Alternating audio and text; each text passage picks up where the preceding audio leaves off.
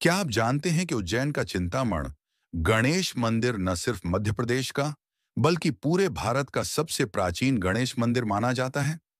इसकी महिमा का उल्लेख रामायण काल से मिलता है। कथा है कि जब भगवान राम, माता सीता और लक्ष्मण वनवास के समय उज्जैन के इस क्षेत्र से गुजरे, तब माता सीता को प्यास लगी। लक्ष्मण ने अपने बाण से धरती को भेदा और वहीं से मीठे जल का स्रोत फूटा, जिसे आज भी बंगंगा बावड़ी के नाम से जाना जाता है। यही स्थान आगे चलकर गणपति का तीर्थ बन गया। इस मंदिर की सबसे बड़ी विशेषता यह है कि यहाँ भगवान गणेश स्वयंभू रूप में प्रकट हुए। मूर्ति किसी मनुष्य द्वारा स्थापित नहीं, बल्कि धरती से प्रकट हुई है। गणेश जी की प्रतिमा के साथ उनकी दोनों पत्नियां रिद्धि और सिद्धि भी विराजमान हैं। श्रद्धालु मानते हैं कि यहाँ पूजा करने से जीवन की सारी चिंताएं समाप्त हो जाती हैं। इसी कारण इनका नाम पड़ा चिंतामण गणेश।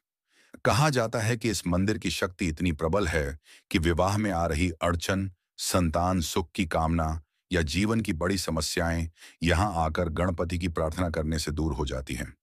उज्जैन और मालवा क्षेत्र के लोग अपने शुभ कार्यों की शुरुआत इसी मंदिर से करते हैं।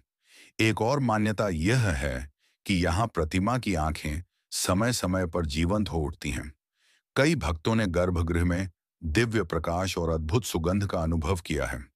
कुछ कथाओं में यह भी वर्णन है कि परमार राजाओं के समय जब मंदिर का जीर्णोद्धार हुआ, तब गर्भगृह में से तेजस्वी ज्योति प्रकट हुई, जिसे देवत्व का प्रतीक माना गया। यहाँ की प्राचीन पत्थर की नक्काशी और स्तंभ आज भी परमार युग की कला का सजीव उदाहरण है। लोक मान्यता यह भी है कि यहाँ यदि कोई भक्त उल्टा स्वस्तिक बनाता है और अपनी समस्या का संकल्प लेता है, तो उसकी मनोकामना अवश्य पूरी होती है।